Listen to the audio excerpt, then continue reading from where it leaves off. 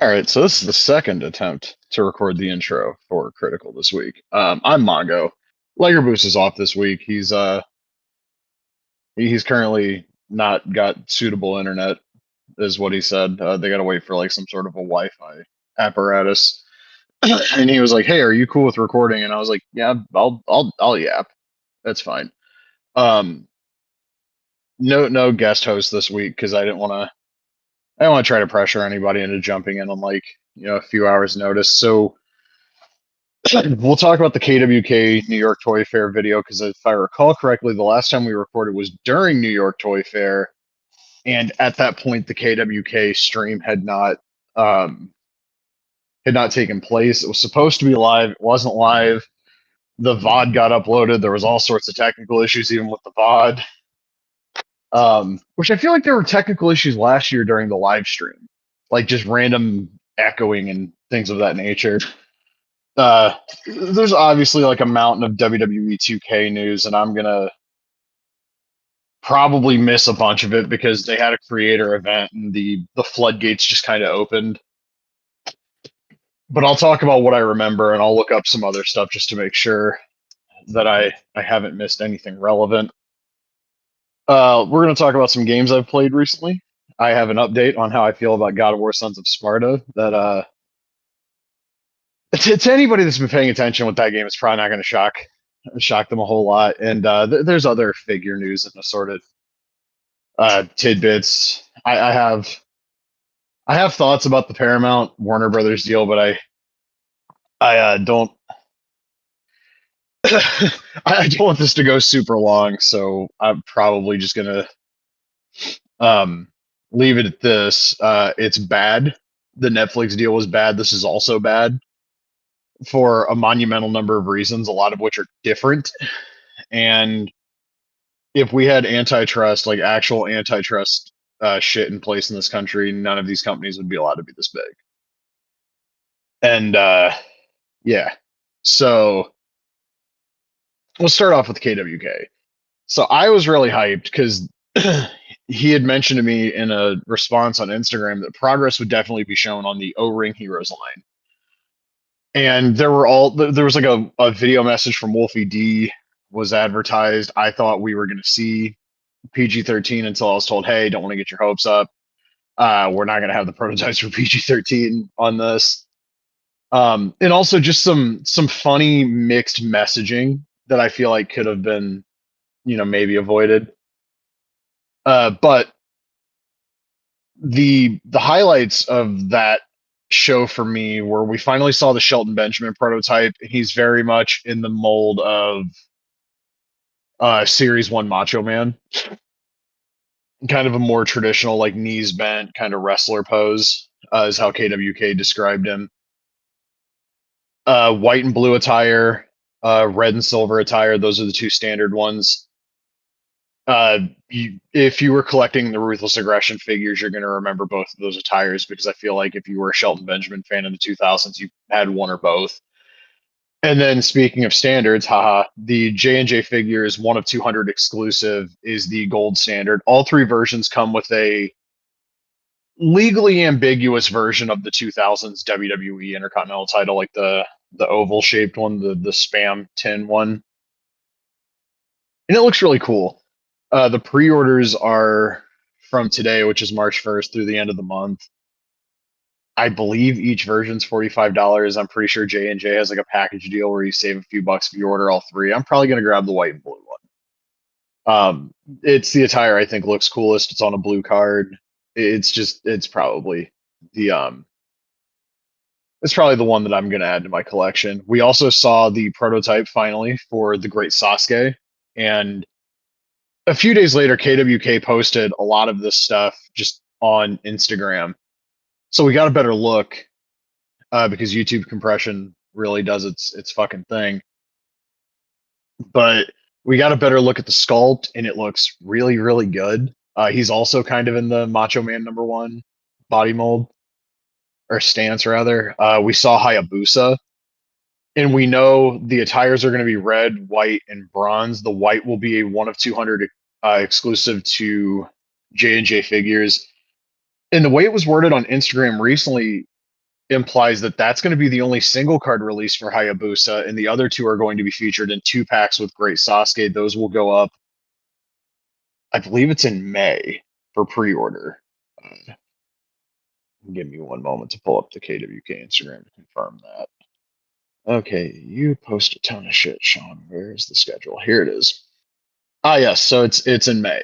We also saw the prototype for the Club Kayfabe Mario Mancini, which I don't know how you get into Club Kayfabe. I think it's like you have to order so many figures and submit your proof of purchase, and then you're granted access. We saw the prototype for him. It's a really cool figure. I don't know that I need it. We saw the prototype for Bad News Brown, the Kayfabe Heroes figure. He's gonna come with the sewer rat because every fucking figure of him that isn't the zombie one has to apparently. There's also going to be an alternate variant based on Stampede Wrestling where he has his vest and the North American title, which is going to be really cool. Um, he launches in April alongside the limited 500 series Jameson, who you've really got to love early 90s WWF to know who that is. And I kind of wish he was in a 2 pack with the Berserker and the Cross from when he got thrown off the top of the building on prime time. But I guess, probably don't want to re-release Berserker so soon after they already did him. But those are April. May is the Sasuke Hayabusa 2 packs.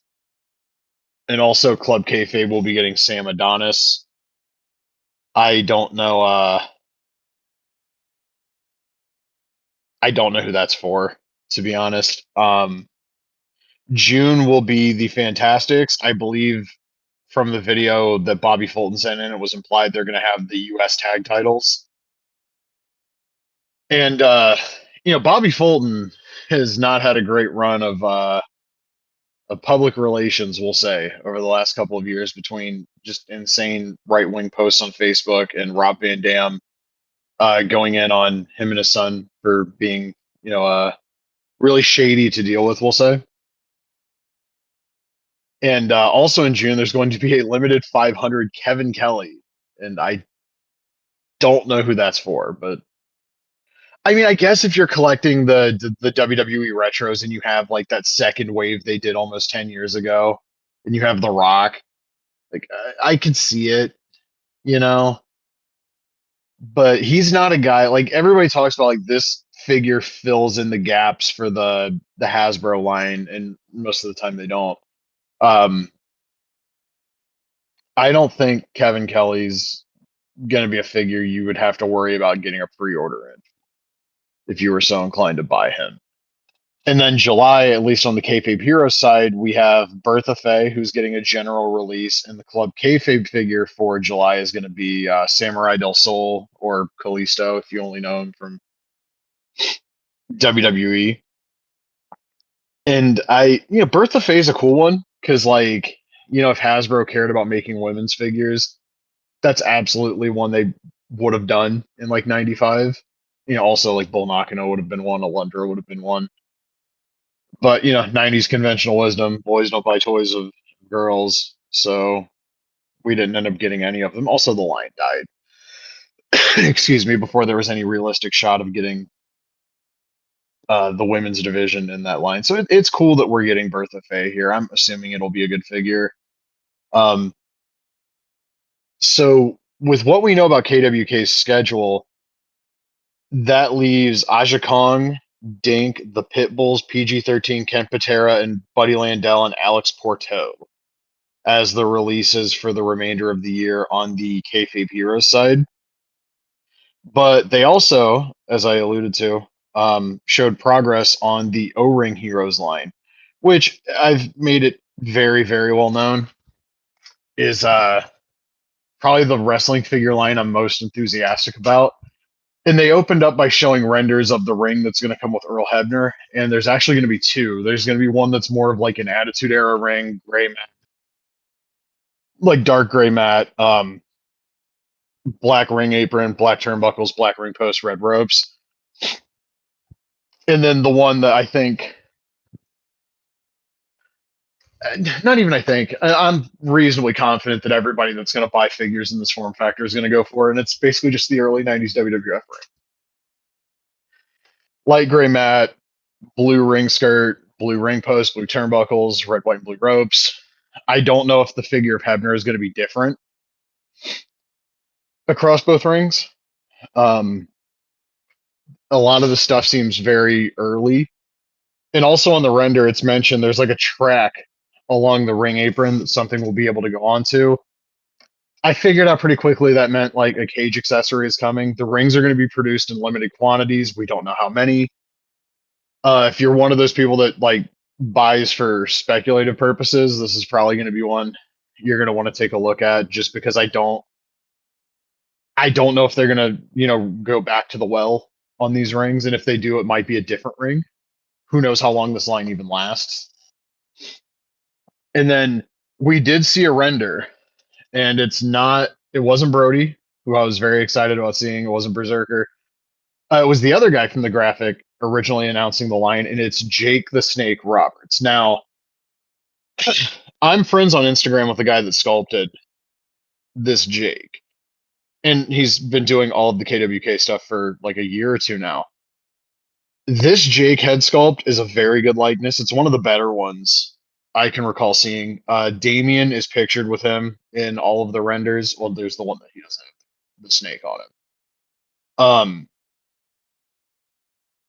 I guess he's going to come with the King Cobra and the Python. They're looking into doing 2-packs with him and the other Wave 1 launch, which is going to be Bad News Brown.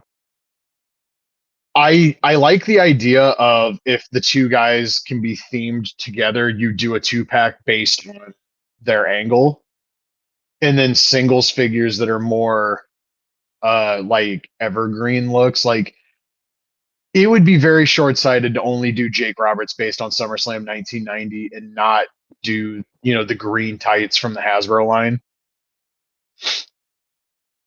I feel like that's kind of the look everybody expects when you announce a new Jake Roberts. Also, just some things I want to note. Way better head sculpt than the Pro Wrestling Tees one. Better torso sculpt than the Pro Wrestling Tees one. These are going to have molded on wrist tape, at least Jake will. Um, it's also clear that he's got like tights sculpted on. This isn't going to be a case where like these legs are going to be reused on Bad News. This is the execution that I wanted to see from KWK on this line. Also in the render, you can tell there's a lot of detail, like the scales on Damien are very detailed. I don't know how much of that's going to come through, on the final version once you get in plastic, and then the paint's going to fill in some of the grooves, as it were, on it. So we'll see. But the sculpts have gotten way better on the KWK line. The paint jobs have gotten a lot better also. I was saying this to Liger Busa when the video was premiering on YouTube. It is not talked about nearly enough how the KWK line went from something a lot of people joked about with really cartoony sculpts and just weird bottom of the barrel signings like PN News and Manhunter, God rest his soul. And we went from that to like you look at the 2026 distributors graphic, and there's Genichiro Tenyu and Great Sasuke, Great Kabuki, the Pitbulls, PG-13, Bad News Brown, Shelton Benjamin. Like it's become a line that regularly puts out figures of really interesting names. You still get like the weirdo deep cut stuff like Well Done. Those figures are really good too. But like that line has had the biggest turnaround since the original, kind of silliness of the first, we'll say, year or so, the Kamala stuff, which he rightfully got criticized for and was rightfully called out for being kind of a scummy move. Um, from that to like where the line is now, it's kind of an amazing transformation. And I got to be honest, it's really sleazy, skeezy, and unfair that the biggest podcast in this space refuses to talk about these figures, but will regularly give oxygen to Power Town and Grapplers and Gimmicks. I get that those are like their buddies, but like, yeah, it's unbelievable. Speaking of retro figures, Epic Toys had some reveals at For the Love of Wrestling, which is an interesting name for a convention. Not in a bad way. It's cool. Um, They showed off the Genius. There's one in black with a black robe. There's one, the more traditional red and white robe with the blue trunks and knee pads and the white boots. The head sculpt is very good. Um, we also saw like a sample of the Ron Garvin figure that they're doing, which is also it's good. I don't have a lot of complaints about that one. Um, we saw the Nasty Boys in plastic, and I got to tell you, those Nasty Boys heads without the glasses are really, really not great. The Brian Knobs in particular is pretty rough. With the glasses on, they're slightly better in plastic. We saw their Beverly Brothers. It's very funny. It's the same poses as the title run figures. More on them in a minute. I think the big thing from For the Love of Wrestling with Epic was they're making Jushin Thunder Liger. But my problem with this, because I mean, my problem is I don't really have a lot of good things to say about Epic after the allegations from KWK about how they were trying to produce a figure without the knowledge or consent of Ayane Izaki.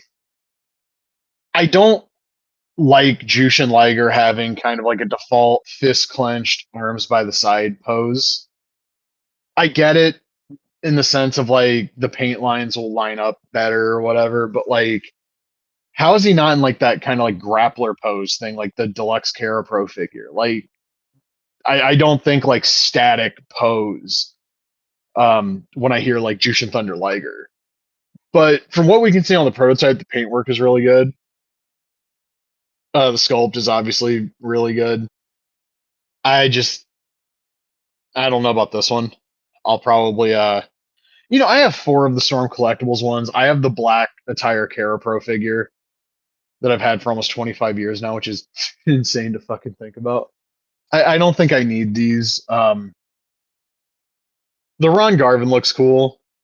I understand why you would do WWF Ron Garvin, but I kind of wish it was just, like NWA Ron Garvin. The Nasty Boys, I mean, I kind of still want to get them just to upgrade my Hasbros, but those head sculpts are are a little bit rough.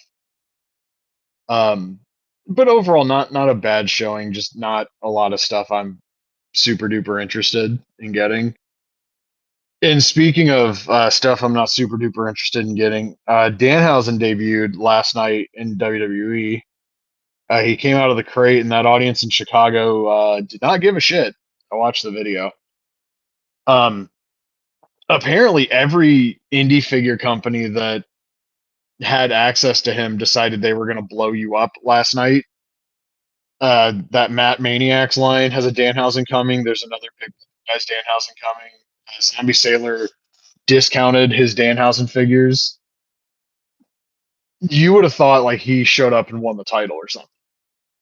Like, we're trying to capitalize on this popular character, and it didn't seem to go over particularly well in the building. I like Danhausen. It's obvious, it's obvious probably who got him the job. Um, I don't know. Icing him out of AEW is really weird. And the further you get from when he was on TV last, like, the less I think he fits in as a television character on that show. But there's better ways to handle this stuff than just icing people out for a year. We saw it with Ricky Starks. Um, that whole situation is so fucking stupid. Like, geez, I'm not gonna turn it into one of those podcasts. But yeah, go get your Danhausen figures before Mattel makes one, and I'm sure it'll be in the Defining Moments line, and I'm sure it totally won't be designed by Magical Mas, who's been handling the AEW debut figures in the WWE line, um, or the Elite debut figures in the WWE line for the AEW talent, because he's done Starks, Penta, Fenix. He's probably gonna do the fucking the Hobbs debut figure too. I like it is so funny. The ringside exclusive line is basically like a halfway like, hey, I designed these guys in the AEW line. But what can you do? And figure collections also. got in on the Danhausen Mania, their little 3 3/4 inch Kenner style line. They have a figure of him coming out in that. And for all my juggalos out there, uh, we have the Insane Clown Posse in 2-pack form coming to the Wrestle Something Wrestlers line. They come with knockoff Fago 2 liters and hatchets because I guess the psychopathic mascot on the jerseys is the Hatchet Man. Um, I'm not buying these. I would be way more interested in these if they were like the BCW line. I think that would be kind of cool. But I don't really give a shit about having Hasbro style Violent J and Shaggy. um, Now, if Figure Collections really wanted my money on these, they would have they would have went and got the backyard wrestling licensing, and I can't even imagine anybody actually owns the rights to that shit anymore. Yeah, they could have just started like a backyard wrestling retro line and signed everybody from those games, and I might have got in on that, but not this. I guess Title Run Toys put up the Jumping Bomb Angels, but they weren't actually in stock. They were a pre-order or something. I got sent a screenshot of a Facebook post that was not entirely clear about what was going on. Um, but it seems like we've got some companies not doing the best business, and that kind of sucks because the boutique wrestling figure space is very crowded, but it's also very small, and you can't really afford to alienate customers by being disingenuous about if something's an in stock drop or a pre order, or not sending something out because you don't have the boxes to send out full sets at this time. And that stuff's really, really lame. And speaking of people doing bad business, we have to talk about Power Town. So I guess Steve Rosenthal came back from the dead on the Major Pod Facebook group because he's in it because he's friends with the majors. Let me pull up the exact quote. I don't want to misrepresent Mr. Rosenthal, obviously. Powertown has not and is not going out of business. We understand the implications assumed by our lack of updates with the decision rendered today regarding tariffs and with Chinese New Year ending. Powertown will soon be providing updates regarding Remco's. There's an ellipses. TNA and Ultras 2, caps lock, all orders will be fulfilled. Um, so this comes out around the same time that Hal Haney posts the text messages he sent to Steve Rosenthal checking in about getting paid. I guess they owe him something like $8,000, which is not an insignificant amount of money. That's a good chunk of change, especially if you're a full time artist like I think Hal is. And he had like, I don't want to say a social media meltdown about it because like that's his fucking money and he deserves it. But he did have a bit of a blow up on social media, and he deleted some of it, and I would have left it all up until I got paid. I would have kept going until I got paid because all you've got to do if you get sued is just point out how many different examples there are of people that have tried to get refunds for their figures and can't, and how just Power Towns ghosted the customers too, and the talent. Jordan Grace mentioned uh, that she's reached out to them to try to get updates for people that bought the figures, and they haven't responded. Zombie Sailor once described, and I know I've mentioned this on the show 100 times. Zombie Sailor once described the people behind Power Town as geezers with dollar signs. And I mean, Steve Rosenthal's confirmed that on multiple interviews. It was going to be a Kickstarter, and they were going to make 6 figures in the way of profit, and they were going to walk away after Series 1. And then they saw the response or whatever, or Greg just kept calling people, and they had 200 people fucking signed, And if you've listened to the Jim Cornette Experience, and yeah, I know it's the Jim Cornette Experience, but they're the most visible podcast that's actually been critical of Power Town this entire fucking time. Like since the issue started getting brought up, they were the ones that there were no kid fucking gloves on. The majors owe the entire community an apology. They've done a lot of damage, but they'll never apologize. But Cornette basically was like, Greg Gagne said Stan Lane was signed, and Stan Lane was like, I didn't fucking sign. they they sent him a contract and he never signed it. So who the hell knows how many people Powertown has signed? I know KWK mentioned when he was on Fully Posable that Eddie and Doug Gilbert had just Doug had got him and Eddie. I'll figure out how to phrase this eventually. Doug had just gotten him and Eddie out of their Powertown deals and was trying to hook up with KWK, which I'm assuming is in reference to PG-13 also having, or I'm assuming they were referred by PG-13. It's early. And also, speaking of PG-13, both Wolfie and Jamie sent in videos. And the miscommunication I alluded to earlier was they mentioned two different 2-packs, and then immediately after the videos, Sean was like, "Oh, by the way, it's going to be a 2-in-1. They're going to have the trench coats and the hats, but JC Ice is also going to have the tall hat, and they're going to have their wrestling gear on. I think they might even come with the Memphis tag belts." But yeah, the Powertown thing, people are starting to get out of those deals.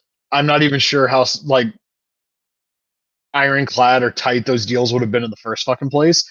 I mean, Barbara Goodish licensed Brody to KWK, and I'm assuming there's going to be a retro Brody coming in addition to the O-Ring one. And speaking of O-Ring heroes, it looks like the rings and Jake and Bad News go up for pre-order in July as well. I'm just going to keep circling back as I remember more things. I've said it. Magnum TA needs to never show his face in public again. Greg Gagne should never show his face in public again. I mean, even before this, I would have argued that. They need to refund everyone. They need to be honest with the community about what the fuck happened to that pre-order money. Because if you recall, 2 years ago to Wrestling Figure News, they said we cut steel. We can't believe there are people waiting a year or 18 months for product. As I sit here right now, I think it's basically been 2 years to the fucking day since the Remco figures went up for pre-order.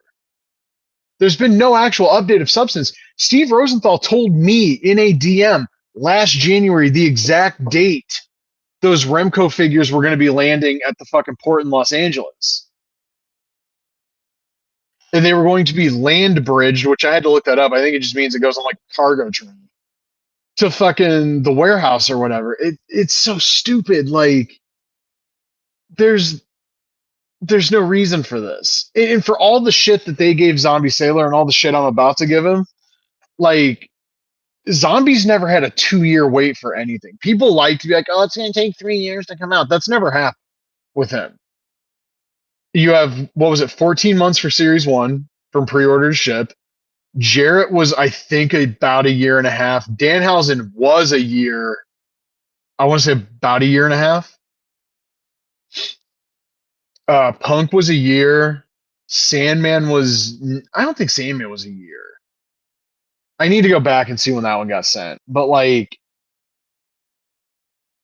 the point is, people try to get really extreme about how long it takes zombie stuff to come out. A year is on the longer end of the spectrum in terms of wait times at this point. Like the Pinnacle collection is approaching a year. Meanwhile, Zombie's hanging out at like ZoloCon. Because I guess if if you don't have anything to ship, you just don't have to ship anything. Um, I know the Arsenio Hall Macho King went up this week, as well as Sparkplug Holly and fucking Henry Godwin. The Arsenio Hall Macho Man looks absolutely stunning. It's one of the better figures that Zombie's ever done, and that's incredibly high praise. But the question remains, like, how much longer are we going to be waiting for the Pinnacle line? Apparently, he's blocking people that ask about it, which that's just not a great social media presence. I've said that for years. But the last update, as I sit here, um, on the website at least, was like January 31st, which is over a month ago. At Toy Fair, he told Pixel Dan and Adventures in Collecting 3 or 4 weeks. But then he made a post on Instagram saying they would be coming in the next few days or some similar wording. And I don't count the next few days as being potentially like a month. That feels a little disingenuous to me. I mean, I've been ahead of the curve with a lot of the stuff with this line. Like, I knew we weren't going to see them by Christmas. I knew late January, early February was probably a little optimistic. I mean, maybe mid March, maybe. I know that he really wants to get pre-orders up for Series Two. After that, he mentioned selling half of their stock to retailers of the Macho Man. I'm assuming he made a little pun about like wait till you see what we have in store, pun intended, which led a lot of us to think he might have found some sort of retail home for the Pinnacle collection, which would be good for everybody in the sense of lower costs and the runs wouldn't be as small in terms of the production run. But it's zombie. We'll see. Um, a whole bunch of WWE 2K news came out in the last 2 weeks, and I'm trying to remember if there's anything I actually specifically want to talk about, or if I just want to tell you it all sounds like shit. I did watch some of the I Quit match gameplay footage uploaded by IGN, and eh, it looks like a match in WWE 2K with a mini game. You're either gonna think that sounds cool or not. Dumpster match is just the casket match.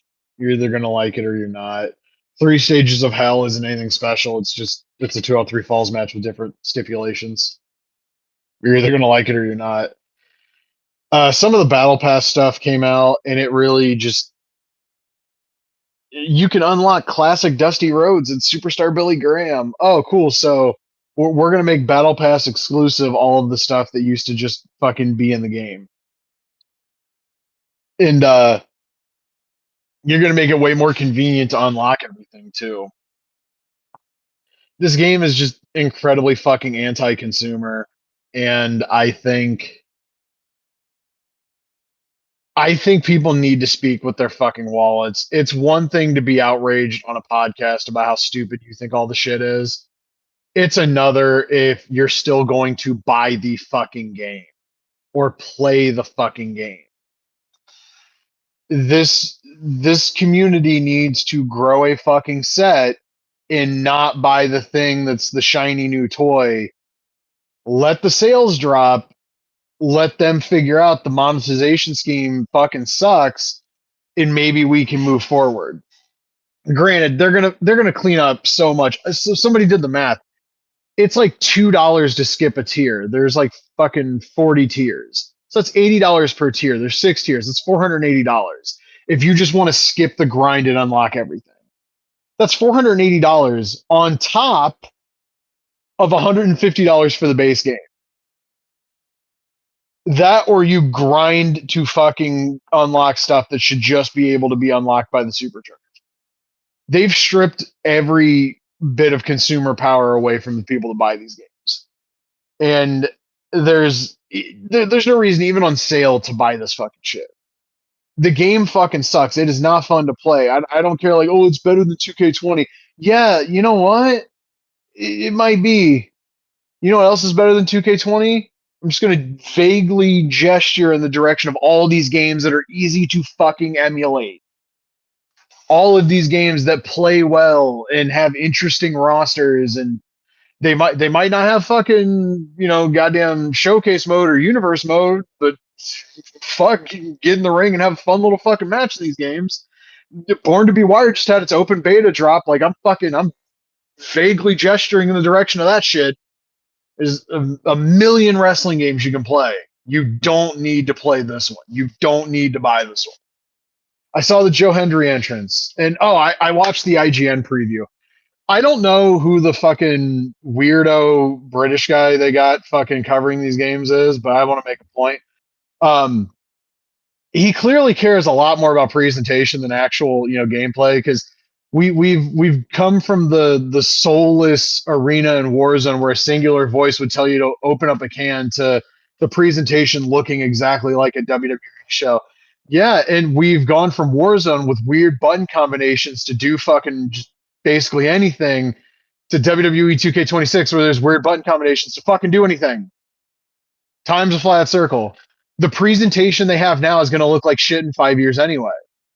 Because I remember people trumpeting how accurate the presentation was on fucking SmackDown 2. And by the time SmackDown '06 came out, I was like, I can't imagine these games ever looking more like Monday Night Raw. And then, like, 3 years later, it did. The presentation is the least important aspect of these games. I don't care that it looks cool. Like, oh man, I can watch the entrances. What kind of fucking psychopath watches the entrance every time they play a wrestling game? Do people not play these games to play fucking matches? Is the end game for people to buy these to not have fucking fun playing the game? Again, there's all these options to play classic wrestling games that don't want you to spend an extra 480 motherfucking dollars to unlock goddamn all these guys that were in last year's game that you can press one button and unlock. It's fucking stupid. There was an ROH Punk, or I'm sorry, retro CM Punk was shown, and like they got the AFI song for him, and that's cool. But he's also got modern CM Punk's entrance, which apparently the Fed fans who all thought it was so stupid and lame that Punk had that theme one time in AEW, they're all losing their minds for this. They acted like it wasn't a big deal that he didn't have an accurate entrance, but I watched the video and I was just like, no, this sucks. This is awful. Like the entrance motion doesn't match. He's in the ring before the song ends, which like how do you not time this better? Where's the authenticity that we always fucking hear about with this bullshit? Um it just feels so fucking low effort. And you unlock that by playing through My Rise. So you have to play through the shitty single player mode to get classic CM Punk. There's no more unlocking unless I guess you mod it, but you shouldn't have to mod, and that also gets into the issue of like people playing the game on console. They don't have the access, they don't have the ability to do like the mods or whatever. And just every clip I see of this game makes me happy that like I think there's some cool new additions. Like it's nice that stacking tables is back, but then I see like the pre-match stuff, which is like a menu that pops up like the old fucking like original SVR, where it's like, oh, you can approach your opponent, but then there's like a fucking sub menu inside of that. Just let the bell ring and give me button combinations for everything. Like rushing your opponent. Why can't I just start the match off running at my opponent and throwing a strike? Like we used to do in every wrestling game fucking ever. Why? Why do I need a button to get into the chain wrestling, like a menu button, when I could just fucking grapple my opponent and it would start the shit? And the chain wrestling doesn't feel as organic or like fun or cool or nuanced as it does in Fight Forever. In the hockey punch clinch, like, oh yeah, it was really cool seeing that clip of fucking X-Pac and Road Dogg doing that shit because that happened all the time in the fucking Attitude Era. We didn't have people start matches off by trading punches. No, they just stood in the middle of the ring and did a shitty looking version of the Fry Takayama clinch. Jesus Christ. And they've got thumbtacks, so it's like the final thing I think Brian Williams had to take from Fight Forever. And I see people putting that stuff over, like, oh my god, it's amazing. There's never been in a wrestling game. This shit was in Legends of WrestleMania. It was in the Wii version of SVR 09. It was in Fight fucking Forever.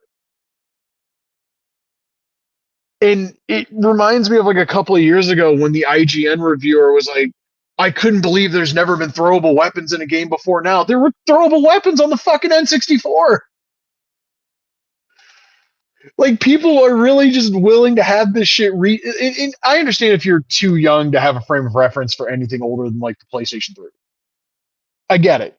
Makes me feel really old, but I get it. But if you're somebody who's like, well, in my lifetime we've gone from Warzone to this, then you should fucking know that you could throw weapons in the old SmackDown games, and it's it's bewildering to watch people that are presumably in my age bracket have the same shit sold to them fucking repeatedly. And then it's like, here's this thing we took away from you. Oh my god, this is amazing. No, it's shit that should have fucking never left.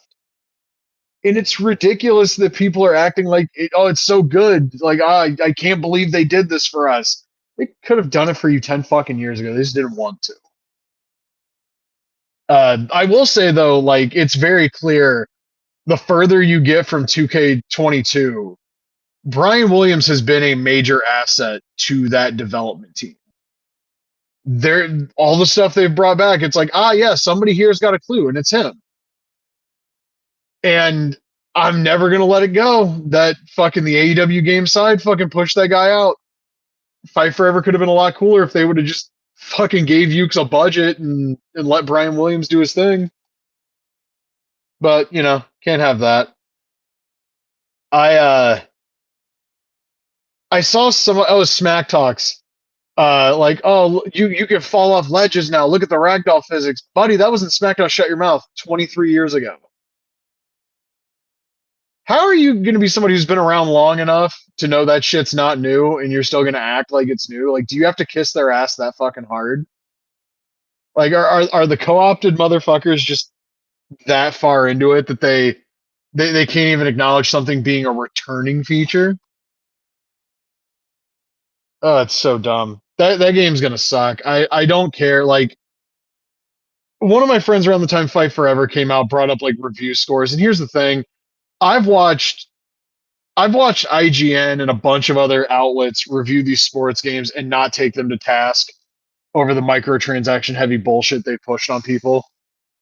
The critical reviews mean very little at this point, and if you're the kind of person like if you're in Reset Era and you're still bringing up Spider-Man 2's fucking Metacritic score, you've lost the fucking plot. Critical reviews are not real life. The people that are on YouTube that do the boo-boo, like the Kenny Bombs and the Assembles of the fucking world, those are not people whose opinions you should take seriously on these games. They are going to praise these games regardless because they want access. I don't want access. There's a lot of us that don't want access. And if we buy the game and we think it sucks, we're gonna let you know. And those are, and I'm not even saying necessarily listen to me, but listen to the people that have actual criticisms and critiques of these games instead of it being like, well, I think the lights on Randy Orton's entrance don't flash at the correct time, and they ignore every actual fucking problem with the game. That was like my big thing coming out of the creator event was every video I ended up watching was just the most mild of criticisms, like everything. This is the best the series has ever been. No, it isn't. I don't need hands on that game to tell you that it's going to feel basically exactly like 2K26 with some bells and whistles, or 2K25 with some bells and whistles. It's going to feel like 2K26 for sure because that's what the game is. But like, I can tell you right now that game is not going to be. It's not going to play better than SmackDown. Here Comes the Pain. It's not going to play better than SmackDown. Shut Your Mouth. It's not going to play better than WrestleMania 19, Day of Reckoning, or Day of Reckoning 2. It's not going to play better than WWE 12 or 13 or 2K14. It's probably not going to play better than SmackDown versus Raw 2008. That game sucks. It's like one of the worst wrestling games ever made. And I don't know, man. I see like, oh, the graphics look nice, I guess, but then I see like Randy Savage looks like shit still. I see they still have the Nitro entrance with the giant fucking curtain behind the stage. Because you can't just have like an arena where there's people behind the fucking stage, like they would have. Um, in that custom CM Punk arena in the showcase looks really fucking stupid. Like you want to talk like no artistic vision, no creative fucking thought put into something.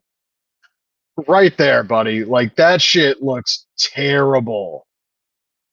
Like why would you not just make a custom WrestleMania arena for Punk versus Austin? Or like a custom like independent arena for Punk versus Eddie. And it's so weird that that's considered a dream match in these games because like Punk has spoken publicly about the match with Eddie that he had it in fucking IWC, not the IWC for the WWE fans that may stumble upon this. But they had this fucking match and they go to a draw or whatever. In the overtime period, Eddie pins him, and it's like Punk's talked about that match a bunch. It's not a fucking dream match. Unless he specifically means like in a WWE ring, which Punk's enough of a fucking completely soulless cuck sellout that he might actually mean that. Also, I have no delusions about the 2K team knowing about that match from '02 with Punk and Eddie. I don't think the majority of them know anything about the history of wrestling beyond when they were fucking contracted to work on these games. So yeah, I'm not going to be enthusiastic about these Fed games until they start looking good. Like 2K24 I was able to shut off stamina and turn on a ramp cam and have fun with it for like 5 matches. That's not ever coming back. Like showcase mode sucks. My Rise is stupid. My GM has not really gotten better since it debuted in 2K22. And my faction is the devil gripping the throats of the collective player base, and all of these motherfuckers were far too stupid to go, no, I don't like this. They all started slapping their money down for virtual currency to buy these packs of fucking dumbass fake fucking cards. And now here we are. And that shit sucks. So things that don't suck, I've played a few new games recently, well, new to me. I did buy the Tony Hawk's Pro Skater 3 and 4 remasters on Steam. I played through the majority of the campaign of 1, was kind of gobsmacked by how little of the soundtrack was retained, not just of 3, but also of 4. And the songs that were there in place of them were not necessarily great. So I refunded the game promptly on Steam and kind of washed my hands of it. It just feels really empty and soulless. Like it's cool seeing Pro Skater 3 levels looking nice and everything, but I don't have a lot of patience for something that's like just an obvious like corporate cash grab. Just doesn't do a lot for me. I also bought Metal Gear Solid Delta Snake Eater because I saw a Super Bunny Hop video talking about playing the game in legacy mode with the monochrome filter on, and how it turns into the best version of the best game. And I'm going to be completely honest with you, I agree with it. That game looks beautiful anyway, but like in monochrome, that shit is otherworldly. It makes the game a little bit fucking harder. I'm not gonna lie, especially the legacy camera being on because that overhead camera angle was a motherfucker. I remember playing the original version of Snake Eater and just being seen by guards that I had no way of knowing were there, but they sure knew I was. Um, and also, I guess if you play the game in legacy mode, you get the original version of Snake Eater with Metal Gear Solid 3 in the opening video because that's what happened with me. And also you get like the PlayStation 2 video clips of the game. So like that original E3 trailer where it's like Snake but he's clean shaven. It's basically just Solid Snake with some face paint on. You see that blown up and like smoothed out in a resolution it was probably never intended for, and it just looks really funny. The motion capture is the same, voiceovers are basically the same. Uh, the legacy controls still don't one-to-one mimic the old PS2 controls. Like it is very weird going into first person mode and having to aim with the right analog stick. That doesn't feel natural in this game for me, so it took a little getting used to. I blew through the pain. That was a pretty easy boss fight. I did die once to Ocelot because I kept getting tripped up by the right analog stick aiming. You're able to reconfigure the buttons, so if R2 being weapon fire and square being reload, which why Metal Gear Solid 3 needed that particular switch on the classic control scheme, I don't know. you're able to switch that around, and then basically it's the same, other than L2 and R2 don't trigger your items and weapons respectively. You have to use left and right on the D-pad for that, which I'm going to be honest, not a huge fan. Up on the D-pad, it brings up like the camouflage combinations. It's like a quick camouflage thing, which I thought was kind of cool. Um, Down is your codec, but you can still like tap the touchpad to bring up the old school survival viewer. I don't know if there's. I haven't tried touching the other end of the touchpad to see if it brings up like the classic codec screen. I imagine it might. I haven't had any real nasty performance drops on the PS5, which is nice. But yeah, I'm thrilled with how that game feels and how it plays. I also started playing Batman Arkham Origins Blackgate.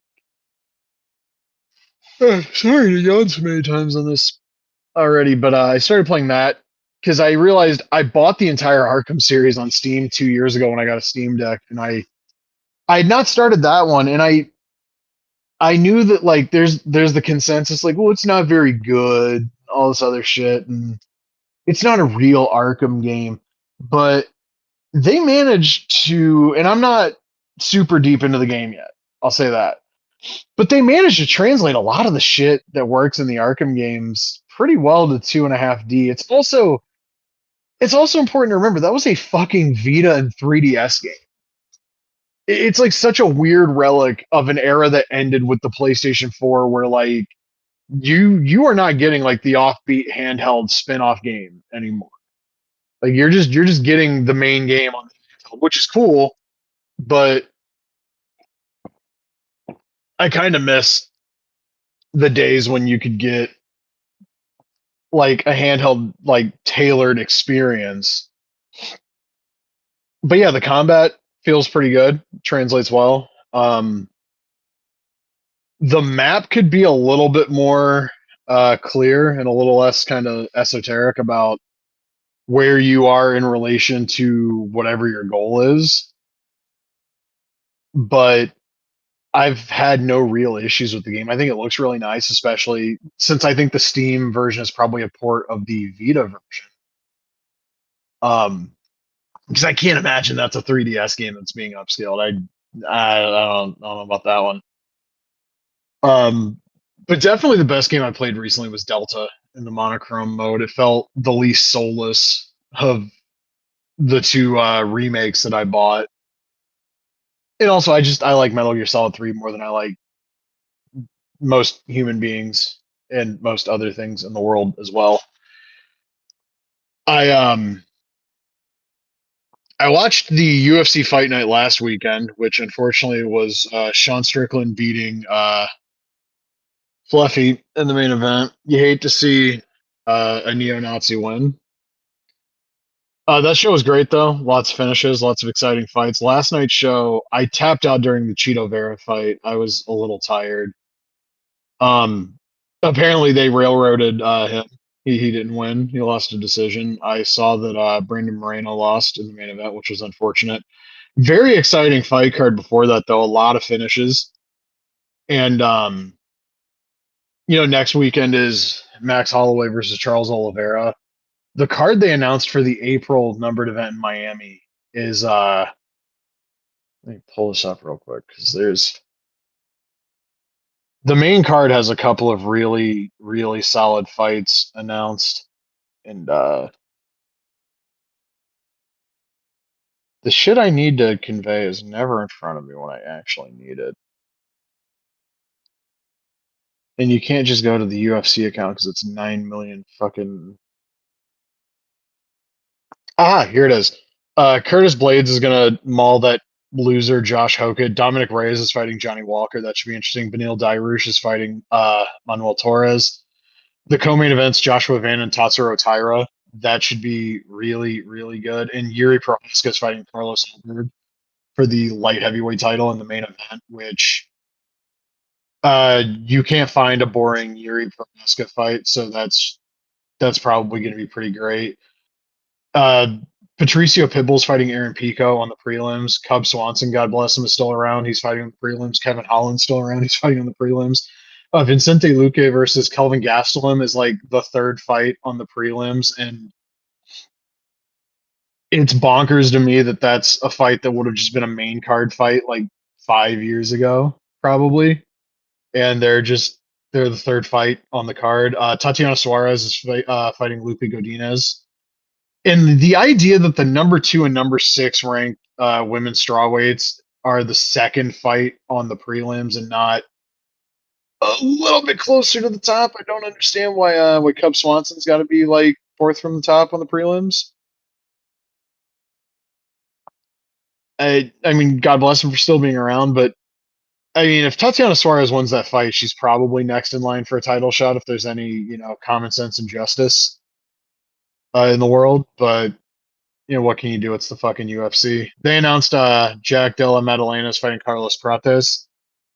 I think that's in May in Australia. That should be something.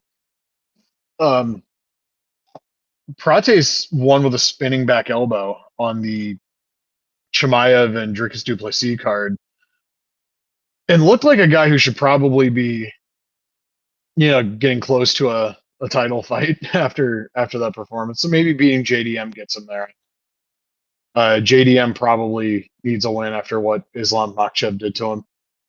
I guess we're going to be hearing about the White House card this week. I can't imagine anybody really gives a shit. I mean, there are people that give a shit, but I can't imagine actively being excited for that.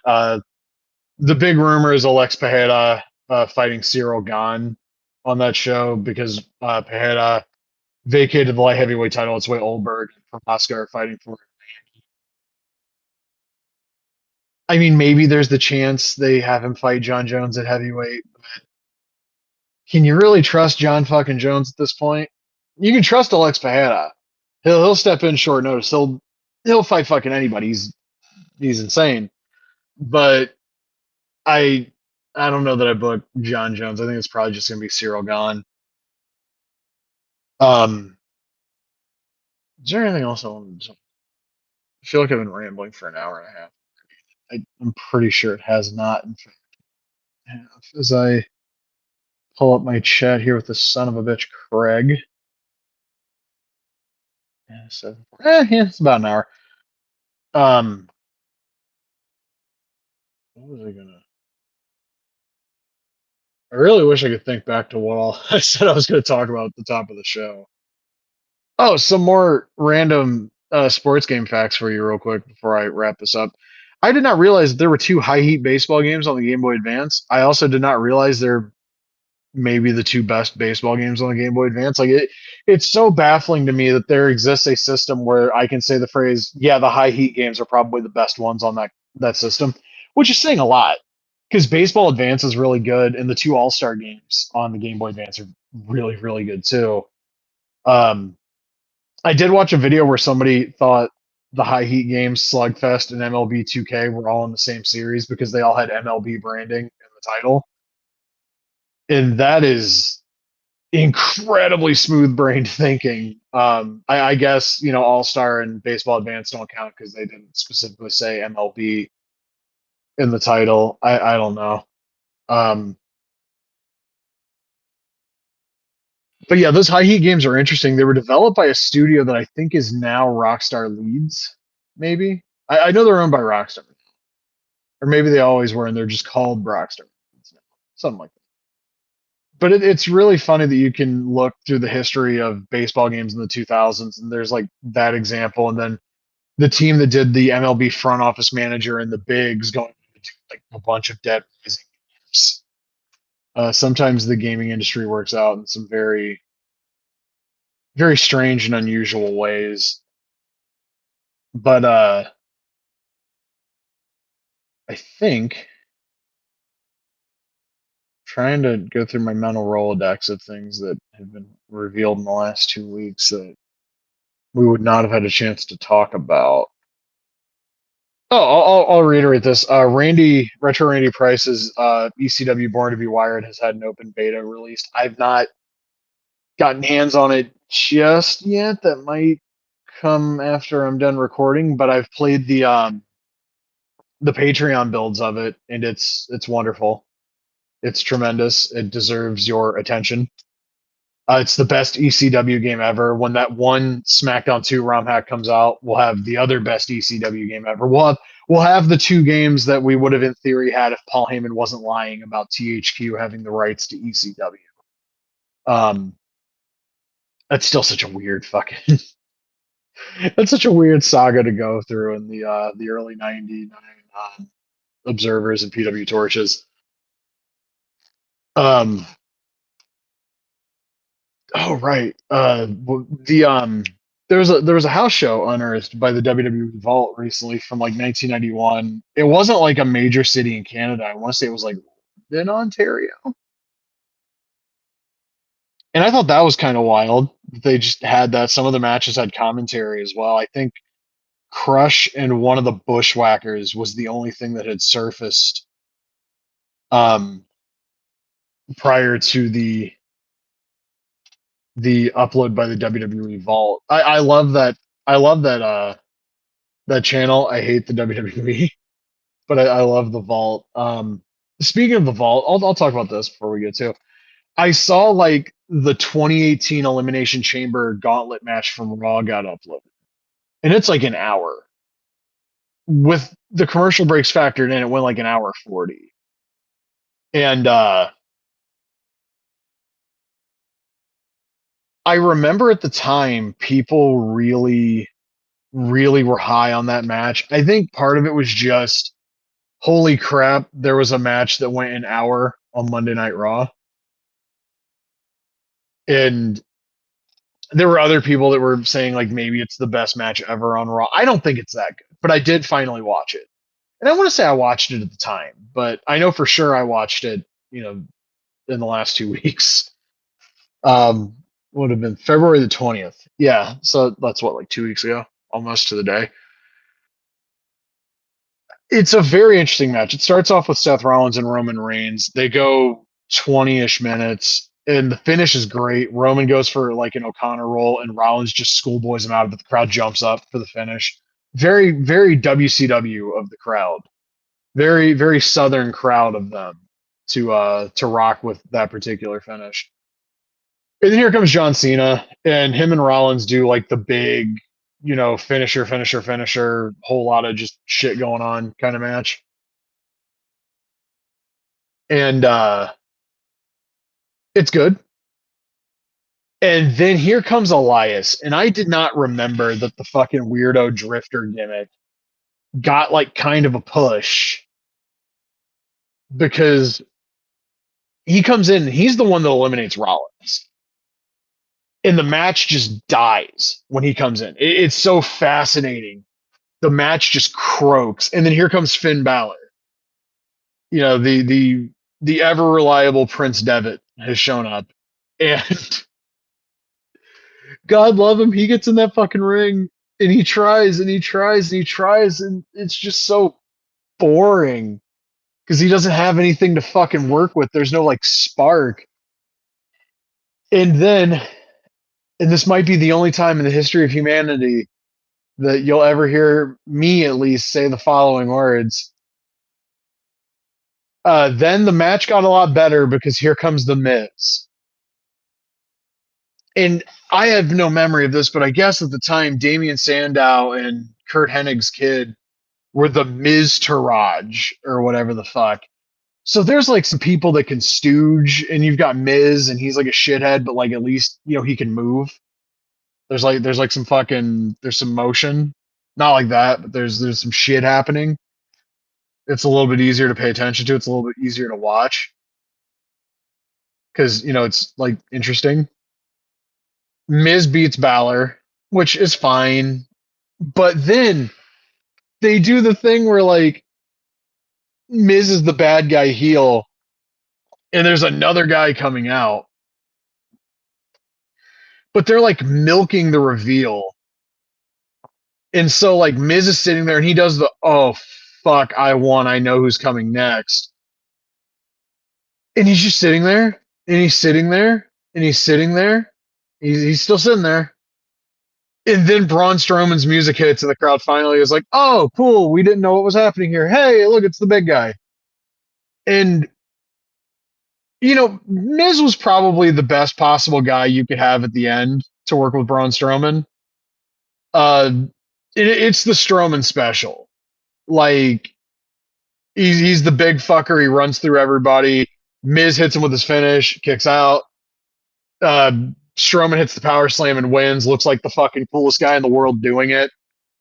And that match is such a weird time capsule because that shit was like 8 years ago and it feels like it was 15 at this point. And like Braun Strowman came off as like the coolest motherfucker in the world in that match. And like Seth Rollins looked, kind of like he was a good wrestler for a change. And Roman Reigns was really good in that match because people forget it before, he became the master of monologuing. Roman's one of the better TV workers that company ever had. Like in terms of making his shit work in a TV match, Roman was excellent at that time period. It was creatively the least interesting he'd ever fucking been, but he like bell rings, he could go. And it was such an interesting match. Like I came away from it with, if this match probably escaped containment in terms of, the discussion I saw because anything over 2 stars from WWE, especially in like the last 10, 12, 13 years, anything over 2 stars feels monumental in that company. If something hits like 4 stars, it's like, holy shit. And I don't mean Meltzer's ratings. I mean like just conventional, like this is a great fucking match. And so like I just chalked it up to like, well, it was probably like 2.5. That match was way better. It was like 3 3/4, maybe. Like it was really entertaining, except for that period where the fucking drifter guy was in there. That shit sucked.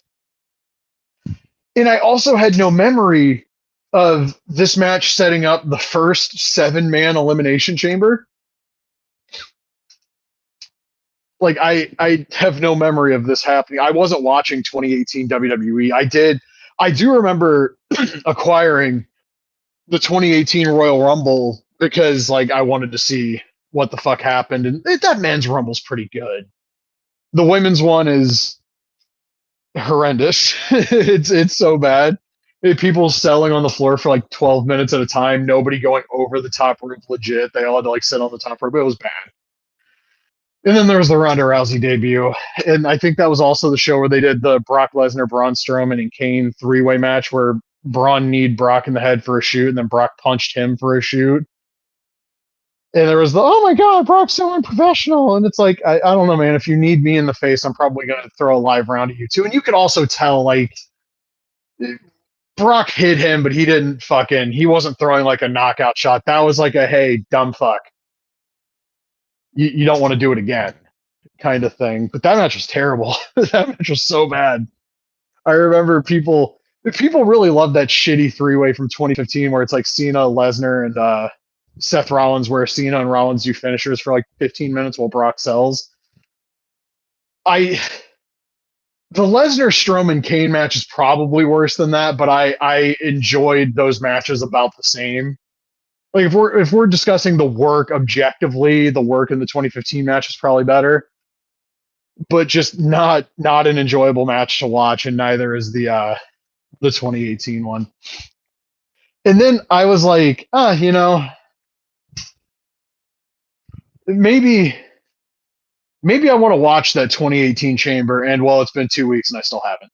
So I would recommend, if you've got the stomach for watching late 2010s WWE, absolutely check at least the Seth Rollins parts of that match out, and then like skip the Elias parts and get to the Balor, Miz, and Miz Strowman parts of that match. Like the bookends of that match are really, really fun in completely different ways. The middle just sucks. I don't know who in 2018 at that point you could have put in and had them be more interesting in that spot, but like, man, they were really trying to make that drifter guy a fucking thing, huh? Terrible. What else have I watched recently that would be of interest to the people that listen to this show? Because I feel like I just droned on about 2018 WWE for far too long. I didn't really talk about that 91 house show enough. I mean, it wasn't the most pleasant experience to watch. I'll be honest. It's early 91 WWF. The TV is great. in '91. Like especially once you get past the Slaughter stuff and like you get into some of the stuff with like Jake, Warrior, and Undertaker. Like they do some really interesting kind of edgy shit in '91, and then steroid scandal and ring boy scandal, and the show's got to just turn into a fucking cartoon again because our company fucking sucks and we have to distract people from all the fucked up shit we're doing. Oh Lord. But there is a really fun Jake and Rick Martel match on that show. There's a really fun Power and Glory and Foundation match on that show. Basically everything else is pretty rotten. Um, they have uploaded the Battle of the Superstars Coliseum videos recently. I would absolutely recommend the first one. There's a great Jake Roberts Ted DiBiase match on that, and there's also a pretty fun Ultimate Warrior Kurt Hennig match on that too. And some of the Dusty Rhodes vignettes are on that, like the Americana Butcher Shop one. Uh, you cannot beat my prices, but you sure can beat my meat. Is the walk off home run Dusty lands at the end of that one? I think there's I think there's like the gas station one. There might be the taco shop one too, or the garbage man one. One of the two. But there's a few of them. There's not all of them. Like the plumber one is absolutely not on that. I didn't see that one until years later. But that's a really fun Coliseum video. Battle of the Superstars '91 is cool. '92 is a little iffy, but definitely the first Battle of the Superstars. 'Cause I think that's one of the ones that was in production. Like they were editing that. I think still while Tony Schiavone was, because he sets them on the path in '89, and like he's the one I'm pretty sure that's credited with the idea of Super Tape, which they also have Super Tape on the WWE Vault. So check that out. I was watching one of the recent Coliseum video uploads. I think it might have been Battle of the Superstars '91. But the Super Tape music, the do do do do do do do do, that's edited off all of the network era stuff, but it's in the background as Okerlund's talking about one of the tapes on one of the recent uploads. And like we can't go back and put that shit in. That's like half the reason I liked watching Super Tape was you heard that intro song and it's like, oh yeah, no, this one's gonna be pretty good. And if it was the first or second Super Tape, yeah, it was pretty good. If it was 3 or 4, well, I have nostalgia for 3. 4 is terrible though. And have I watched anything else of note recently? I I watched Brody King and Mark Davis from AEW TV this week. That was cool. Um, I don't share the Matt Coon take that Mark Davis is like if Doctor Death was good, because Doctor Death was just like flatly good. It's like really great. But that Matt Coon guy's a bit of a goofball with some of his takes sometimes. Like I appreciated the trolling Val Venus stuff, but that brother got some shitty wrestling takes. That'll probably do us, or do me, or do you. No, it'll do us as a community together. For this episode, if I've rambled on for far too long. If I forgot something, we might cover it next week. We might not. Who the hell knows? But as always and as ever, I am Mongo. I have a killer fucking headache right now, and I will be taking a couple of ibuprofen and possibly taking a nap. So until next time, take care. Don't be an asshole. Play some old wrestling games. Don't buy the fucking Fed game. And yeah, that's pretty much all I got for you. Take care.